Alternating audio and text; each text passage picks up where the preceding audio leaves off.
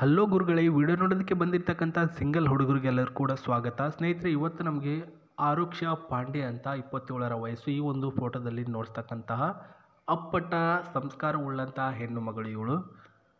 So ಮದುವೆಯ ಒಂದು ಹುಡುಗ ಬೇಕು ಅಂತ ಪ್ರೊಫೈಲ್ ಕಳಿಸಿರ್ತಕ್ಕಂಥದ್ದು. ನನಗೆ ಜಿಮೇಲ್ ಮುಖಾಂತರ ಇವರು ಕಾಂಟ್ಯಾಕ್ಟಿಗೆ ತೆಗೆದುಕೊಳ್ತಾರೆ. ಆನಂತರ ನಾನು ಇವರ ಬಯೋಡಾಟನ್ನು ನನ್ನ ವಾಟ್ಸಪ್ ಗ್ರೂಪ್ ಲಿಂಕ್ನಲ್ಲಿ ಕೊಟ್ಟಿರ್ತೇನೆ. ಆ ಒಂದು ಲಿಂಕ್ ಎಲ್ಲಿದೆ ಅಂತಂದರೆ ನೀವು ನನ್ನ ಒಂದು ಡಿಸ್ಕ್ರಿಪ್ಷನಲ್ಲಿ ಚೆಕ್ ಮಾಡಿ, ಅಲ್ಲಿಂದಲೇ ಸಿಗುತ್ತೆ. ಸೊ ಇವರಿಗೆ ಪ್ರಸ್ತುತ ಇವರ ಬೇಸಿಕ್ ಇನ್ಫಾರ್ಮೇಷನ್: ಹೆಸರು ಆರುಕ್ಷ, 27ರ ವಯಸ್ಸು, ಊರು ಗಾಯಕ್ವಾಡ್, ವೃತ್ತಿ ರಂಗದ ಒಂದು ಕಲಾವಿದೆ ಇವರು. ಅಪ್ಪಟ ದೇಶಿ ನಾಟಕಗಾರ್ತಿ, ಕನ್ನಡ ಹಿಂದಿ ಎಲ್ಲದರಲ್ಲೂ ಕೂಡ ನಾಟಕ ಮಾಡಿ ಬಂದು ಪ್ರಸ್ತುತ ಇವಾಗ ಸಾಕು ಅಂತ ಬಿಟ್ಟಿದ್ದಾರೆ. ಸೊ ನನ್ನ ಒಂದು ತಂದೆಯಿಂದ ಈ ಒಂದು ಕಲೆ ನನಗೆ ಬಂದಿದೆ.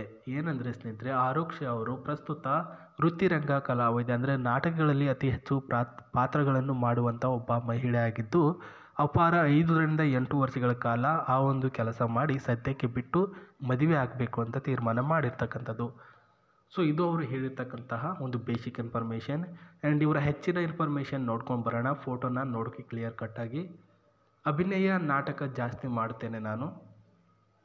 ಆ್ಯಂಡ್ ಪ್ರಸ್ತುತ ನನ್ನ ಒಂದು ವಿವಾಹ ಆಗುವಂತಹ ಹುಡುಗ ಅಪ್ಪಟ ನಾಟಕ ಭಕ್ತನಾಗಿರಬೇಕು. ನೋಡಿ ಎಲ್ಲಿಂದ ಎಲ್ಲಿ ಲಿಂಕ್ ಇಟ್ಟಿದ್ದಾರೆ. ಅಂದರೆ ಈಗಿನ ನಮ್ಮ ಉತ್ತರ ಕರ್ನಾಟಕದಲ್ಲಿ ಜನಗಳಿಗೆ ಯಾವ ರೀತಿ ಹುಚ್ಚು ಅಂದರೆ, ಉತ್ತರ ಕರ್ನಾಟಕದ ನಾಟಕಗಳಂದರೆ ಯಾವಾಗಲೂ ಕೂಡ ಓಡಿ ಹೋಗ್ಬಿಟ್ಟು ಕುಳಿತುಕೊಂಡು ನೋಡುವಂಥ ಜನ ಜಾಸ್ತಿ. ಅದರಲ್ಲಿನೇ ನಾಟಕ ಅಂದರೆ ಹುಚ್ಚು ಅಂತ ಇರ್ತಕ್ಕಂಥ ಹುಡುಗ ಒಬ್ಬ ನನ್ನವ ಆಗಬೇಕು. ಅವರನ್ನೇ ನಾನು ಮದುವೆ ಆಗ್ತೇನೆ. ನೋಡೋಕ್ಕೆ 30 ವರ್ಷ ಆಗಿದರೂ ಕೂಡ ಪರವಾಗಿಲ್ಲ. ಆ್ಯಂಡ್ ಪ್ರಸ್ತುತ ಹುಡುಗ ನನಗೆಲ್ಲನೂ ಕೂಡ ಏನು ಸಮಸ್ಯೆ ಇಲ್ಲದ ಹಾಗೆ ನೋಡ್ಕೊಳ್ಬೇಕು. ಅಂದರೆ ಅವರ ಆರೋಗ್ಯ ಕೂಡ ಏನೂ ಸಮಸ್ಯೆ ಇರಬಾರ್ದು. ಪ್ರಸ್ತುತ ಇವ್ರನ್ನ ಅರ್ಥ ಮಾಡ್ಕೊಂಡು ಹೋಗಬೇಕು. ಬೈ ಚಾನ್ಸ್ ಮದುವೆ ಆದ ನಂತರವೂ ಕೂಡ ಏನಾದರೂ ಕೆಲಸ ಮಾಡಲು ಅಥವಾ ನಾಟಕ ಮಾಡಲು ಆಫರ್ ಬಂದರೆ ನೀವು ಅದಕ್ಕೆ ಪರ್ಮಿಷನ್ ಕೊಡಬೇಕು ಅಂತ ಹೇಳಿದ್ದಾರೆ. ಆ್ಯಂಡ್ ಇವರಿಂದ ನಿಮಗೆಲ್ಲನೂ ಕೂಡ ಸಿಗುತ್ತೆ, ಪ್ರೀತಿ, ಕಾಳಜಿ ಎಲ್ಲವನ್ನು ಕೂಡ ಸಿಗುತ್ತೆ. ಆ್ಯಂಡ್ ನೀವು ಕೂಡ ನೋಡ್ಕೊಳ್ಳಿ ಅಂತ ಹೇಳಿರ್ತಕ್ಕಂಥದ್ದು.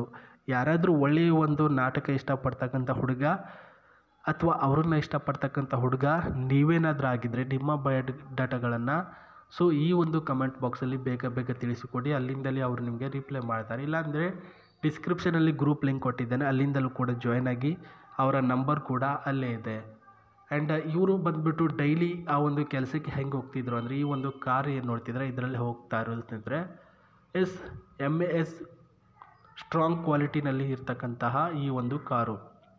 ಆ್ಯಂಡ್ ಇದರ ಹೆಸರು ಬಂದ್ಬಿಟ್ಟು ಟಾಟಾ ಪಂಚ್ ಅಂತ ಕಾರು. ಇದು ತುಂಬ ಅಂದರೆ ತುಂಬ ಬಿಲ್ಡ್ ಕ್ವಾಲಿಟಿಯಲ್ಲಿದೆ. ಪ್ರಸ್ತುತ ಇದಕ್ಕೆ ಒಬ್ಬ ಡ್ರೈವರ್ ಕೂಡ ಇವರು ಇಟ್ಕೊಂಡಿದ್ದಾರೆ. ಅಂದರೆ ತುಂಬ ರಿಚ್ ಅಲ್ವಾ. ನಾಟಕದಿಂದ ಒಂದು ದಿನಕ್ಕೆ ಅಂದರೆ 15,000 20,000 ಕೊಡ್ತಾರೆ. ಹಾಗೆ ಒಂದೇ ದಿನದಲ್ಲಿ ಮುಗಿಯಲ್ಲ. ಕೆಲವೊಂದಿಷ್ಟು ಕಡೆ ಜಾತ್ರೆ ಅಂತ ಇದ್ದರೆ ಒಂದು ವಾರ, ಒಂದು 4 ದಿನ ಅಂತ ಇರುತ್ತೆ, ಅಲ್ಲಿನೇ 50,000 ಆಯಿತು 3 ದಿನಕ್ಕೇ. ಸೊ ಹೀಗೆ ಹಲವಾರು ಮಾಡ್ತಕ್ಕಂಥ ನಾಟಕಗಳಿಂದ ಬಂದಿರತಕ್ಕಂಥ ದುಡ್ಡು ಸೇವ್ ಮಾಡಿ ಇಟ್ಕೊಂಡು ದೂರದ ಪ್ರಯಾಣಗಳಲ್ಲಿ ಈ ಒಂದು ಗಾಡಿಗಳನ್ನು ಬಳಸ್ತಾರೆ ಅವರು. ಟಾಟಾ ಪಂಚಿನ ಕಾರು ಚೆನ್ನಾಗಿದೆ. ವೈಟ್ ಕಲರಲ್ಲಿ ಈ ಒಂದು ಟಾಟಾ ಪಂಚ್ ಇರ್ತಕ್ಕಂಥದ್ದು ಅಷ್ಟೊಂದು ಬಿಲ್ಡ್ ಕ್ವಾಲಿಟಿಯಲ್ಲಿ ಏನಿದೆ ಅಲ್ಲ,